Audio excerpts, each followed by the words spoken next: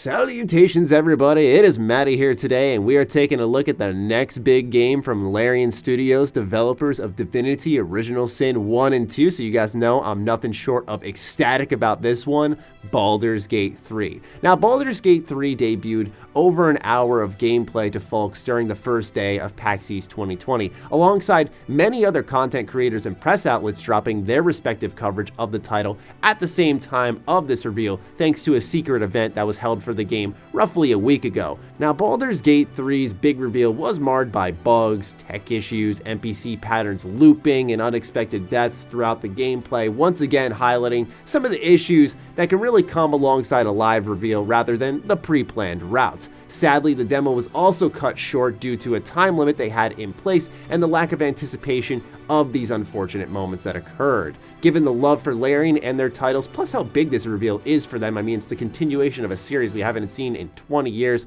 folks went easy on them for some of these mess-ups, and I say rightfully so. They haven't done really anything wrong. The pacing throughout the demo was slow, and I think that's to be expected because that's the style of games that Larian creates, but some also called it a snooze fest. However, I can't really say I imagine demoing something like Baldur's Gate 3 is an easy task because it is a deliberate, slow-moving experience.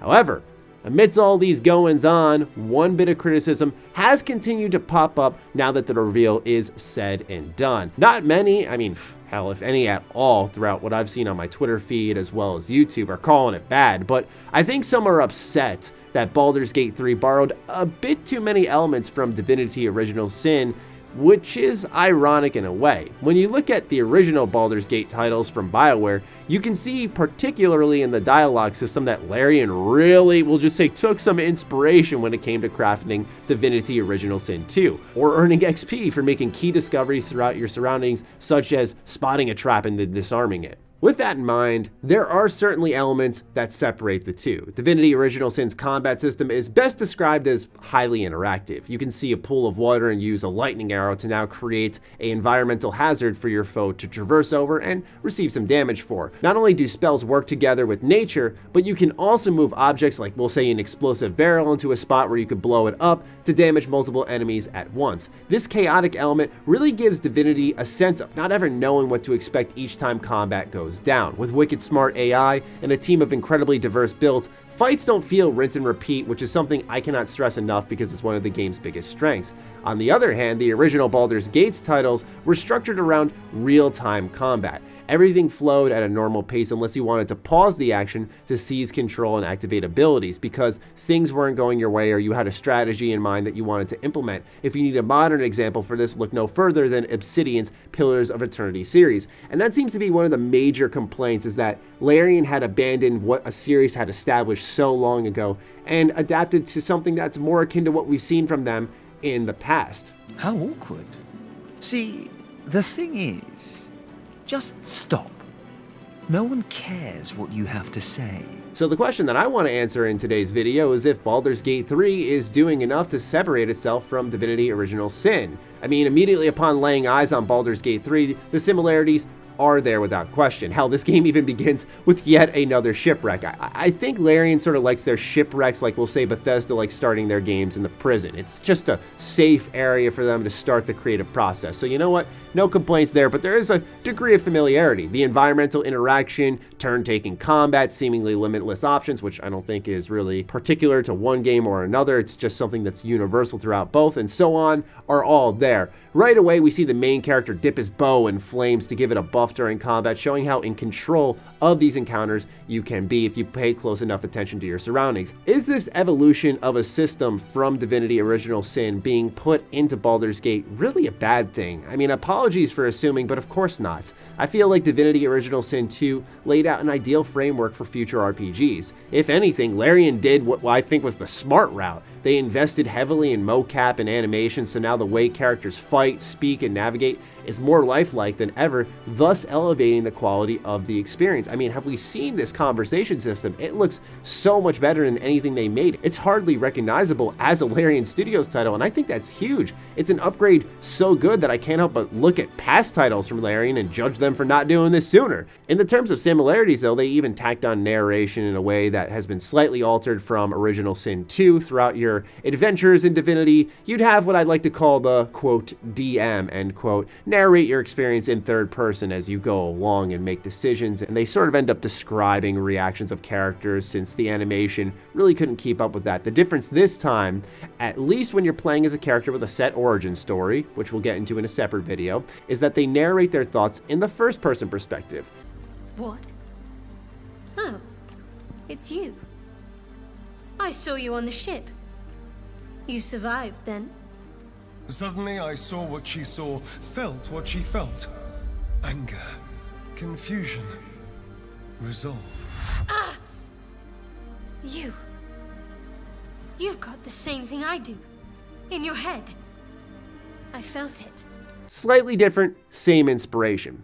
I feel it's a what goes around comes around situation. Baldur's Gate was so great in defining that we could only expect Larian to borrow elements from that game when they tried to bring back this genre. Now it's been 20 years since we saw Baldur's Gate, and Divinity Original Sin is so good that I feel like it only makes sense to borrow from that phenomenal framework. Granted, I'm a little biased. I love me some Divinity Original Sin 2, but still, I think it's hard to argue against that gameplay system. Don't get me wrong though, I would love to see what they could do with something like a real-time battle system, but I also want them to hone in and focus on their strengths. Throughout 2 full RPGs, they've proven that their strongest feats are creating dynamic combat arenas and providing engaging writing for us to sink into their worlds a bit easier. They seem to have upgraded their storytelling presentation, and the combat looks like more of the same in the best way possible, where creativity and situational awareness win the day. Immediately, if you're a Divinity Original Sin vet, you can spot differences in the terms of like grease being on the ground, or as I mentioned earlier, dipping your bow inside fire and buffing it immediately. These are things that are completely different approaches to the gameplay and how elements can interact with said hazards. However, there are more differences. While both franchises take heavily from D&D, Baldur's Gate 3 has more of an emphasis on dice rolling, if you will. It doesn't happen all too often behind the scenes. You actually see the dice roll on the screen. When the first attack happens, just like in D&D, you're going to roll for initiative. Who goes first in this combat session? When you try to persuade or intimidate someone, you go through a dice roll. While I don't play as much D&D as I'd like to nowadays, I love the respect they're giving to the tabletops here, and I think that overrules anything given the inspiration. That's where both these franchises are born from, and if that's the core of Larian's experience, then I consider this a win no matter what side of the fence that you lie on. Plus, I mean, you can jump now. Come on, that just inherently makes the world more vertical, and no longer will I have to hold on to those teleportation gloves that we get in the beginning of Original Sin 2, and you just abuse until you can get around with something like wings if you're a polymorph. All jesting aside, I find the differences between the two to be a lot more nuanced than I expected, which I can understand why folks have gripes with it. Still opening that mouth of yours, are you? Careful with that. I quite like the look of it. I think it's also because some of the more substantial changes are in line with what we expect with the industry nowadays. They buffed up cutscenes, they buffed up their dialogue system, stuff that we would expect from developers who are exceeding. But personally for me, like I got hyped when I saw Sven destroy part of the environment to create a hole in the ground which allowed a party member to dive into the dungeon that we were in to meet up. For me, that level of freedom and discoverability is far more exciting. In turn, yes, Baldur's Gate 3 could be, I think jokingly at least, referred to as Original Sin 3 at face value with the combat, but I think that also includes, if you're going to make that comment, acknowledgement of overlooking clear differences between the two, plus its emphasis even more so on D&D. This is just my take on what has been a small corner of the internet discussing this topic. I'm really excited for this game. I have much more extensive deep dives for it coming in the next few days as we sift through all of the content that Larian gave us. It's probably going to be a juicy monster video, but for now I wanted to dive into this topic as we're talking about what Larian is showing off today. For those who couldn't tell, I like what I saw a lot. I'm really pumped for Baldur's Gate 3, and I do hope it drops this year, although I don't want Larian to rush it all. But I'll leave it with you guys. What do you think of Baldur's Gate 3? Do you agree with some of the claims that it's a little too similar to Divinity? Does it need to differentiate itself, return back to its roots, or is it fine as is and you want them to build build off the framework presented in Divinity? Or is it just that perfect blending that you imagine in your head?